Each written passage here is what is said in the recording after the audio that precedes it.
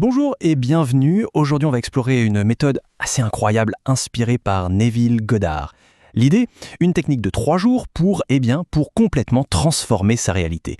Et tout ça, juste en maîtrisant ce qui se passe dans sa tête, ses conversations intérieures. Et pour commencer, voilà une phrase qui résume tout.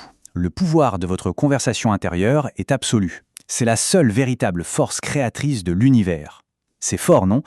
En gros, c'est la pierre angulaire de toute la méthode. L'idée, c'est que la vraie puissance, la force qui crée tout, elle n'est pas dehors, elle est à l'intérieur, dans ce dialogue qu'on a sans cesse avec soi-même. Et ce qui est fou, c'est la durée. On parle d'une transformation radicale en seulement 3 jours. Oui, 3, pas 3 mois, pas 3 ans, juste 3 jours. Et attention, ce chiffre n'est pas choisi au hasard. Dans cette approche, il correspond à un cycle psychologique complet, une sorte de gestation. Alors, voilà comment on va dérouler tout ça. D'abord, on va voir c'est quoi, ce fameux pouvoir créatif secret. Ensuite, on plongera dans la méthode des 3 jours elle-même. Puis, on verra comment vivre depuis la fin, très important. Et pour finir, on analysera ce qui se passe pendant ces fameuses 72 heures de changement. Ok, première étape, le pouvoir créatif secret. Avant de se lancer dans la pratique, il faut vraiment piger le moteur derrière tout ça, le mécanisme qui, selon cette philosophie, construit notre réalité seconde après seconde.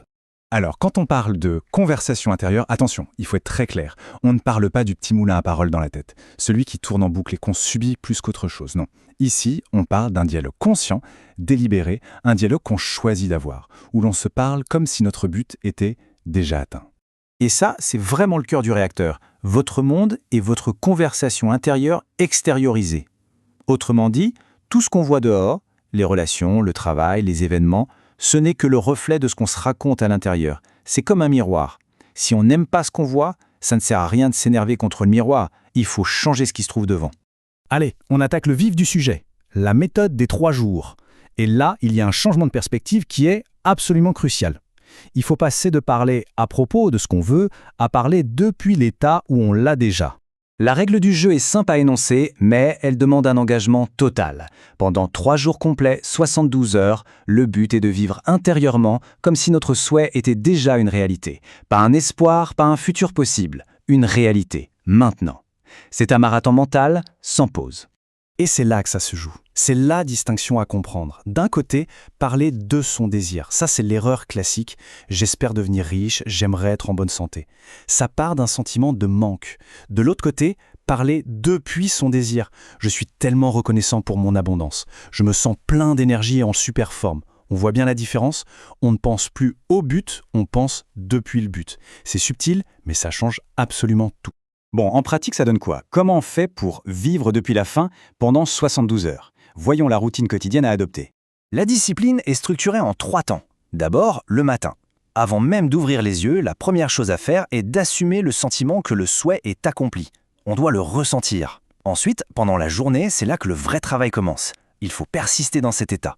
Peu importe ce qui se passe à l'extérieur, même si tout semble dire le contraire. Et enfin, le soir. On doit s'endormir complètement immergé dans ce sentiment de la nouvelle réalité. C'est crucial, car l'état dans lequel on s'endort est celui qui va mariner dans le subconscient toute la nuit.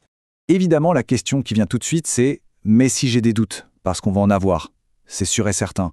C'est la réaction normale de notre ancienne façon de penser. Alors, qu'est-ce qu'on fait quand ces pensées qui contredisent tout débarquent? La réponse peut paraître surprenante. Surtout, ne pas se battre contre le doute. Lutter contre, c'est lui donner de l'importance, de l'énergie. La consigne est simple. On révise immédiatement la conversation. Qu'est-ce que ça veut dire?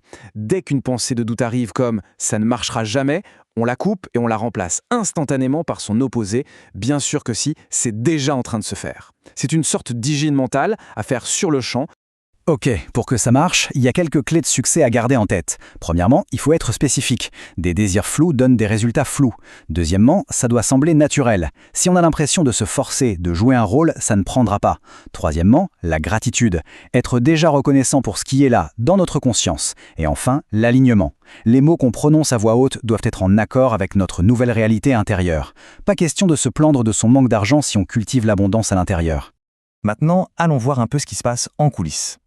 Pendant ces 72 heures de transformation, qu'est-ce qui se passe vraiment dans notre psychologie?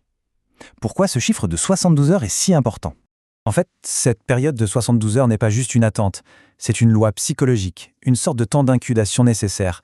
C'est le temps qu'il faut pour que le nouvel état s'imprime et se manifeste. un peu comme une graine qui a besoin d'un certain temps dans la terre, à l'abri des regards, pour pouvoir germer.